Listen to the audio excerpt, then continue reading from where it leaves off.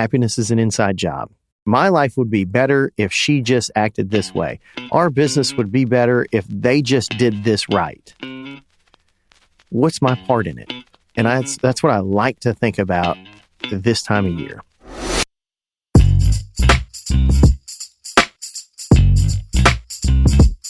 Welcome to another episode of the Overlap Podcast. New year, new you.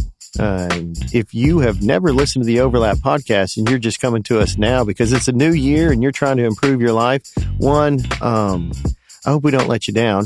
But two, the Overlap Podcast is where we discuss and study the overlaps between work, fitness, family, faith, parenting, and leadership, with the idea that becoming better in one aspect of your life helps you become better in all aspects of life. And we're doing that through the lens of simplifying big business brilliance for small business leaders. And if that hits a nerve, then maybe we're the right podcast for you. We are small business owners and operators and have been doing it for over 20 years. And we've got some passionate ideas on how they should and could be run. And we hope to help you out through your journey in life, either running or owning or operating a business, and then help you become better in all other aspects of your life through the work you're putting in at work. Happy New Year, Keith.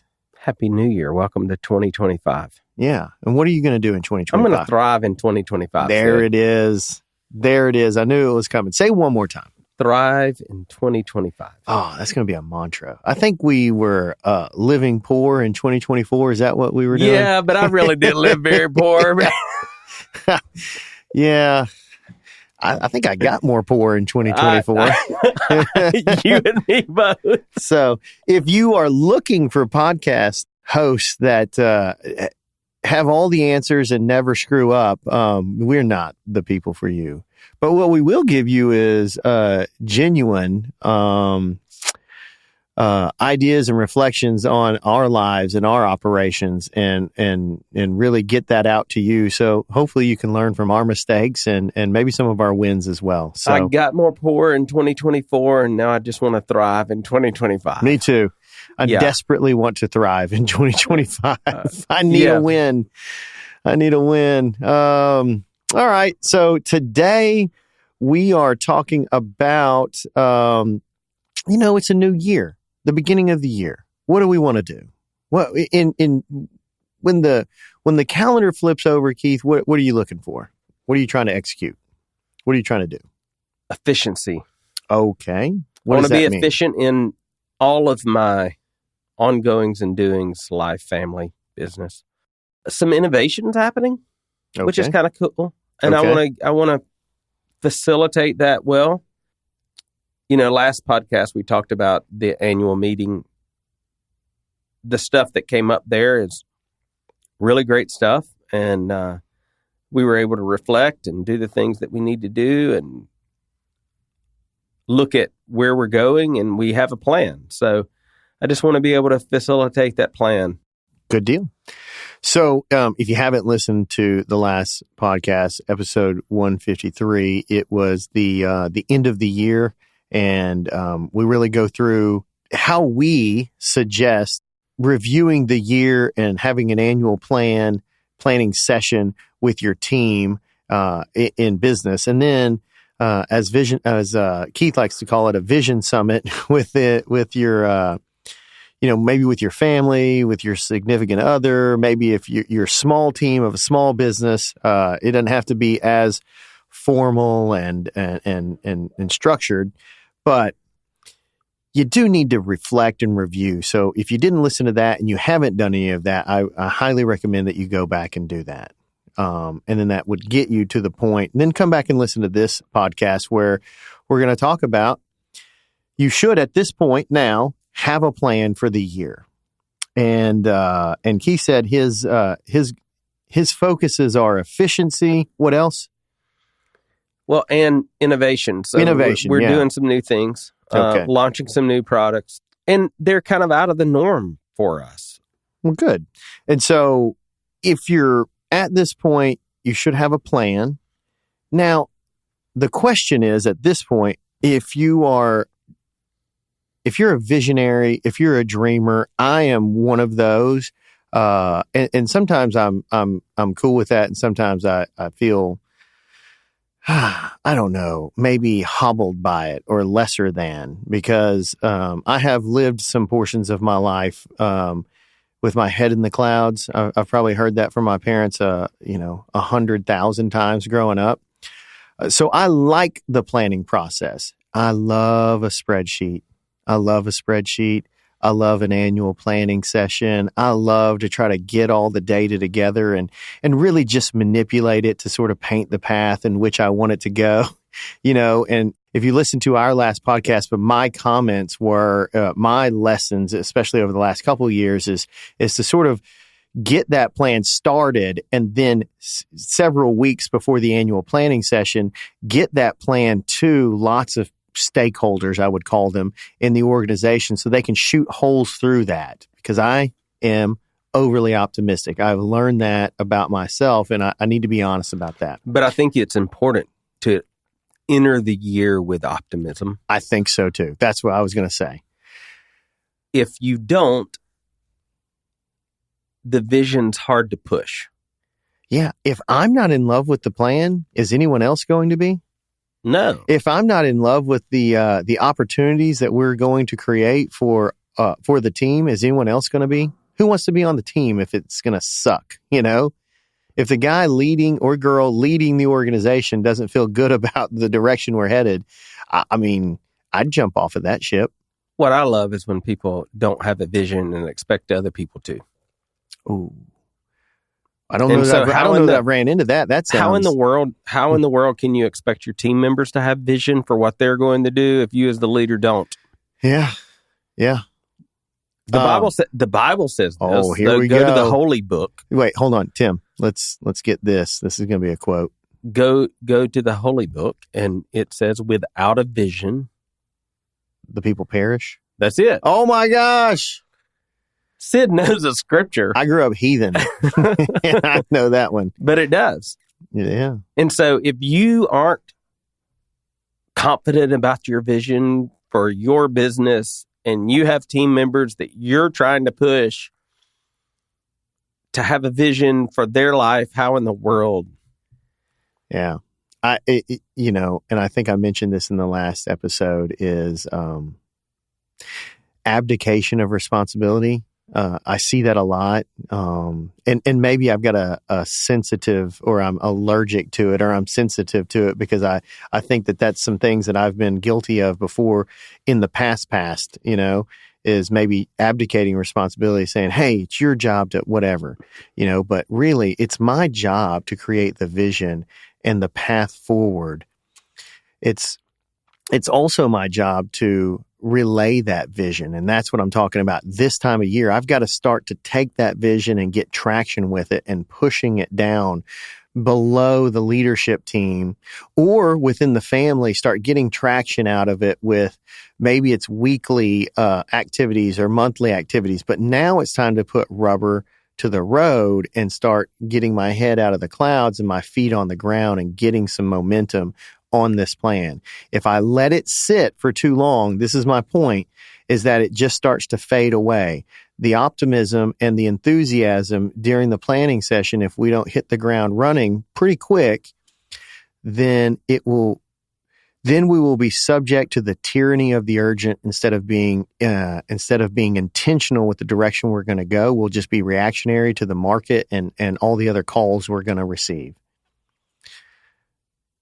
That sounds crazy. But I think that's really important, especially at the first of the year. I think it's really important also when you're starting something, when you're doing new stuff. Yeah. So, and lead from the front. Yeah. Be out front of that thing. I'm asking my team members to do new things in 2025. Okay. And it's very crucial for me to be able to relay the vision and the message and the plan effectively so that they can grab it and run with it. Yeah. I'm asking my team members to do the old things, but do them again because the culture had slipped away from those things. So it's important for me to be out front to say, hey, this is important, and be there, be more present so they see, oh, this is important to this guy. I better make sure that we're moving in the right direction in this thing. He's really making a big deal out of this, and be consistent with it before as long enough for it to become a habit and part of the culture again. Hey guys, I want to tell you about my friend Wes Cody. He's the president of C2 Wealth Strategies, a financial advisory firm dedicated to providing personalized solutions for your financial needs. Wes and his team of professionals are passionate about helping clients create wealth and achieve financial freedom. At C2 Wealth Strategies, they believe in taking a holistic approach to financial planning and are committed to building long-lasting relationships with their clients, ensuring their financial well-being every step of the way. Don't leave your financial future to chance. Contact Wes and C2 Wealth today at c2wealth.com to schedule a consultation. Let Wes and his team help you build your financial future. If you're a small business owner looking to take your business to the next level, listen up. My good friend Chris Francis has spent over 20 years growing his tree care business to national success. Now he's partnered with Rick Miller, you've probably heard him here on the podcast before, Harvard MBA, and business consultant to create Roadmap for Growth, an online course to help you scale, build teams, and create systems that last. It's not just for the tree industry. This course applies to any small service business. Check out treebusiness.com or hit the link on the Overlap homepage to learn more. I'm probably in a position that I've never been before this year because I'm working with brand new team members on 2 new projects and having to build teams around those projects starting with on January. That was my life last year. 71% of our leadership last year was their first year. 71. And not like just leadership team. I'm talking like middle management, real like leaders. And it was their first year. And if you've ever been in the landscape world, there's about 100 days of hell from March through about May. Mm-hmm. And it's just, we'll get over 120 phone calls a day. It's crazy. I can't prepare people for that. They just have to go through it, You can train, you can talk about it, you can try to be efficient, but you don't really know until you experience it. And so now we're trying to take the lessons learned from that and really elevate beyond reactionary living or management leadership to intentional leadership and get out in front of all of this and be way more efficient and way more intentional with our actions and our time. Getting out in front is important. I think so. Another thing in this time of year, I think you've probably, hopefully, if you're listening to this podcast, you most assuredly have you've reflected some and you've got a plan. Maybe it's not formal, but you've got a plan on what you're going to do better, more of, stop doing for next year. And if you've got a team, you've probably thought about that team. I usually am thinking in January, February, what do I need to add to my team? Are there some pieces that we don't have? Do we not, and I'm actually just making this up, but do we really need someone to drive HR? Because that's been a problem. And I will be open and honest about my organization. HR is not welcome because there's just way too many jokes that are probably inappropriate in most of our meetings. But OSHA, don't come and listen in or anything. But it's part of the culture. It's fun. HR would have a field day at our place. But maybe you need someone. Maybe it's safety. Maybe you need someone really focused on safety because everyone else is focused on productivity. And you've learned that you've gotten too many accidents and no one really owns that position. So now you've got to start looking. Is there someone within that really loves that? Or is there, and that could be an ancillary position. Is there a fractional person for that? That you can hire out and comes by once a week and helps you. And you've got like a boot camp portion to get you up on ramped or something. Or is it, a full-on position that you need to hire to keep your people safe because, that's your responsibility too. Have you grown and your culture's changed and you need to understand that and recognize that? Because growth a lot of time changes culture. That was, it changes culture, but that was another negative side effect that I was going to mention about growth. Maybe you've grown and the people in certain positions haven't grown along with you and they've hit a ceiling, and it doesn't make them a bad person. It just makes them a bad fit now, because that the role or the position or what the company needs them to do is beyond their capacity, and you got to be real honest with them. Or maybe you as the leader have grown beyond your capacity. That is also true. And maybe you need to look at getting training or beefing up your capacity in some way. There we go. That happens probably more often, I would say. I think definitely. And I don't think leaders really look at that. Especially when you look at small business. Yeah. When you have an exponential or either, steady growth over several years, and you wake up and you're like, how do I lead this organization? Yeah. It may be time for you to hire professionals to do it. Well, so everyone has heard, well, not everyone. People have heard of the leadership lid concept. That's a John C. Maxwell whole thing. But really, if you're listening to this organization, Tim, listen up, because he loves these sort of deals. Your business is never going to outgrow you. You are the lid. If you are the owner, the operator, the lead person, maybe you're just the head of your department. Your department will never outgrow you. And what I mean by that is if you think that coming into work from 8 a.m. to 5 p.m. Monday through Friday is going to get you to another level, all you're doing is getting a C grade. And that gets you a degree in college. That'll get you passed, but it's not going to help you elevate. It's not going to get you into grad school very easy. You'll have to, you're damn sure not getting into Vanderbilt or something, So what are you going to do different that's outside of your day to day? What are you reading? Who's your mentors? What sort of peer group? What sort of coaching have you applied for or subjected yourself to? You get what I'm saying? And I don't think small business owners think about that. They think about the answers are all external. They're everyone else when it really is internal. Oh, you talk about relationship there too. Man, I was going to say there's so many overlaps. The overlap there. And I'm going to get to talk about something that I have been on lately, which is self-awareness. Maybe you're not self-aware enough to see it. Yeah. And maybe you need to look yourself in the mirror and say, hey, am I the lid in my marriage, in my organization, before you start pointing fingers at other people? Here's the truth. You have the business, you have the relationship, you have the children, you have the life that you created. You. No one else. You made the decisions.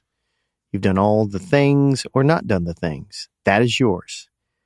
Now, if you want a better life, if you want a better relationship, if you want your children to behave better, that sounds funny. I don't, take that for whatever you want. If you want a better relationship with God, what are you going to do different? What are you reading? What are you listening to? Who's your mentor? What are you learning? How are you learning? What, and just making a statement and espousing it. I'm going to be better at my relationship this year is nothing. It's not, it's damn sure not smart, which would be specific, measurable, accurate, or attainable, relevant, and time sensitive. That's how you set goals. It's like saying, I'm going to lose weight. How much weight? In how much time? How are you going to do that? What are the action steps for it? How do you know if you're winning or losing? I think business owners think that everything's external, and back to the overlaps. It's sort of like everything else. Happiness is an inside job. If you think that your life is better, my life would be better if she just acted this way. Our business would be better if they just did this right. What's my part in it? And that's what I like to think about this time of year. What do I need to do different, to be more? Because in my position, and I think lots of listeners, can relate to this, is that I mean, these people work for me, sure, that's fine. But they're putting their trust in their family's future and really their light bill and their food bill in my hands, trusting that that is going to continue to come and hopefully grow. Well, it's not going to grow unless I become something more. That's what leading is. I'm out in front of these people, pushing the boundaries and becoming something different. And then once I learn this new information, I try to pull them along with me to get them to the shiny future that I have in mind for us all. Golly, that sounds freaking lofty. The shiny future I know, that you have for us. Oh, God. Sometimes I want to throw up if I listen to myself. It's terrible. But, New Year. Did you go to the weed store before you came? No, I did not. It's actually like 10 a.m. when we're recording this, and I did not. Okay. No gummies. We're not recording in Colorado. None of that. Okay. But, geez, I'm just inspired with the new year. That was so inspiring. Oh my God. And man, my friends that know me well are just going to make fun of me. Keith being probably the number one as soon as we press stop on this. This is going to be great. But I do think you should be optimistic. I do think that you need to lead with that. I have to lead with that type of attitude. And I tell you what, I can tell you watch the movie Elf a lot over Christmas. I didn't. I do like that movie. But how would that play? Maybe I forget. I only remember the shiny future. I forget what you just said. It sounds very elf-like. No, it sounds Ronald Reagan-like. The shining city on the sea. On the hill, shining beacon or something. Yeah. But yeah, I get what you're saying. Totally. And you did say self-awareness. Yeah. How many times have I gone into a new year with absolutely no plan? Yeah. Or a plan that involves everyone else. Right. I've had that. And that's really what I'm saying. And that's probably getting to maybe more concrete topic. Is just, is your plan fully focused or fully reliant on everyone else executing? Yeah. Or have you allowed people to stay in your organization that can't facilitate what you want them to? Yeah. Doesn't make them a bad person, just makes them a bad fit. Right. Did you go into this year with people can't take you where your plan's going? Yeah. And that's not fair. That's not fair to them. They deserve to be in an organization where they can be successful. Right. And resentment will only build up on both parties. And they'll be mad at you because they'll think that you're freezing them out or asking too much of them. You'll be mad at them because you think that they're not executing well.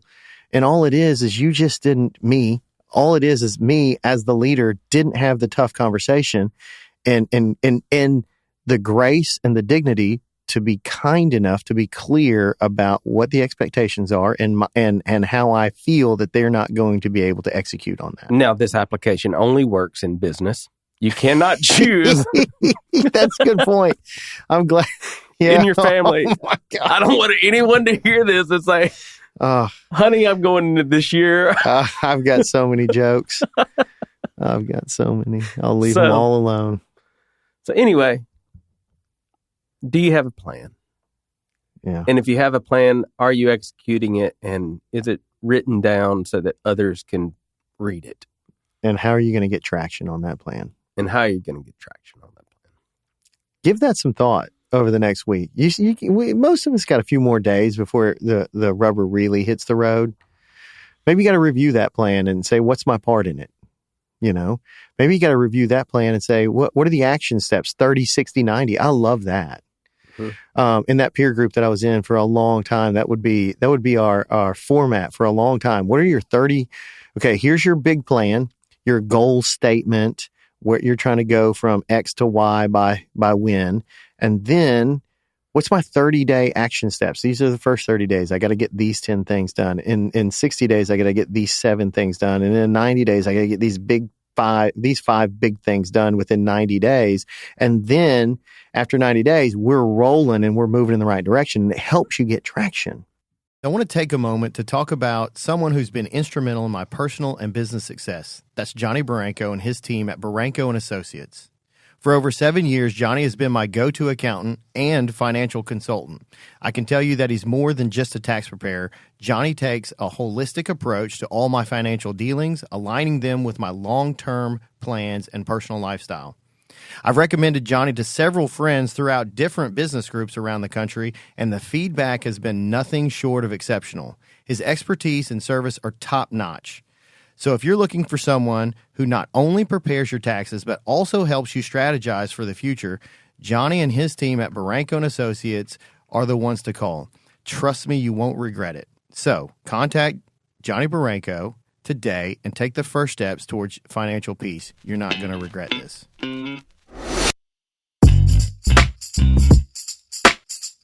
You know, there's two things that I took away from last year that you actually inspired both of them. Oh, my gosh. And, which were pretty brilliant. And I want to give you that. To be unclear is to be unkind. Okay.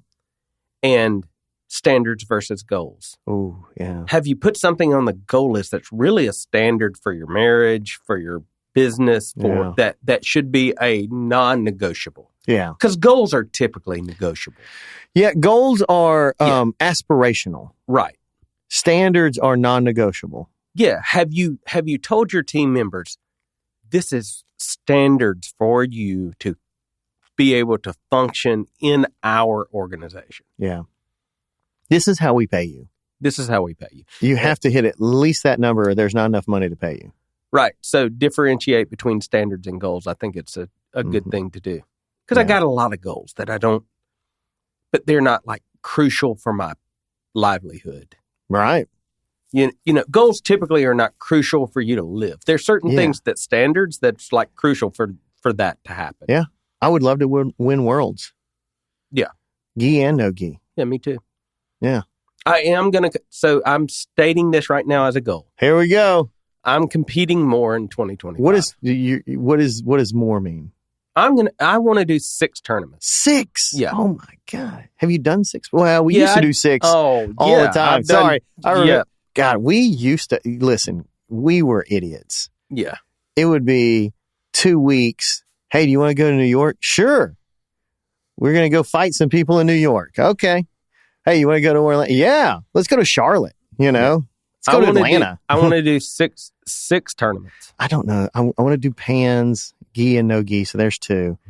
I want to do worlds, gi and no gi. There's 4. Maybe American Nationals, gi and no gi. Okay. There's 6 right there. I'm probably going to do Atlanta. Yeah. I'm just tired of Atlanta. I'm in Atlanta. Yeah. I'll probably do New Orleans, but there's only like 1 fight every time. I like to go where there's at least, 10 or 12 people in my bracket.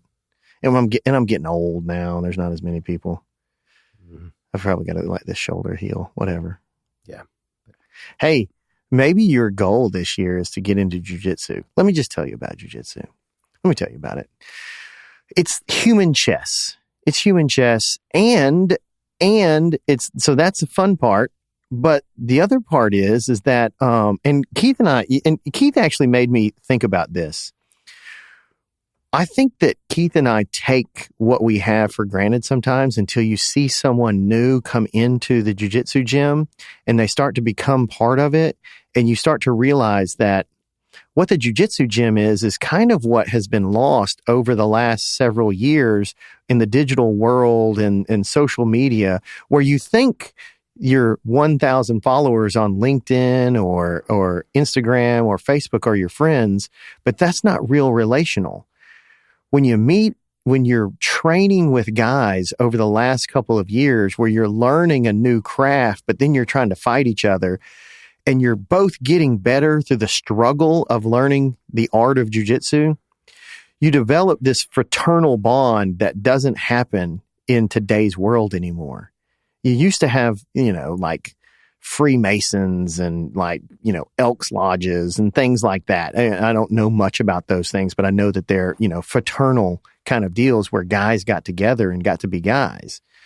Well, I think the jiu-jitsu gym is sort of replacing that, where you get to be a better human because here's what jiu-jitsu is. this is really my thing. I don't know that I've heard this anywhere else, but it's like fiber for ego. If maybe you need to poop. Fiber will help you with that. Maybe you're pooping too much. Fiber will help with that, right? No matter what you need with your ego. Maybe your ego is too big. And everyone's is a lot. Well, not everyone. Lots of people, their ego is too big. They over-index on how well they're going to do at jiu-jitsu because I was a college athlete or whatever. And I'm just telling you, it won't matter. Unless you were a college wrestler, it will matter. Yes, that matters. That matters a lot. If you've already got cauliflower ear, you'll do just fine. But for the rest of the population, you're going to get crushed. And that is fantastic. Guys need to know where they are in the world. I think there's a need for that. And I used to tell my son that. Like, he'd be like, man, why are you going to jiu-jitsu? I was like, I need to go and check myself a lot of times because I'll work myself up in my head that I'm something special. And then I'll go train with Jiba or even little Fabio. And he's going to roll me up like a Safeway chicken. I'm just going to be folded up. And I don't like it, but I get to go, oh, here's my place in the world. This little guy's kicking the crap out of me. Maybe I need to work harder.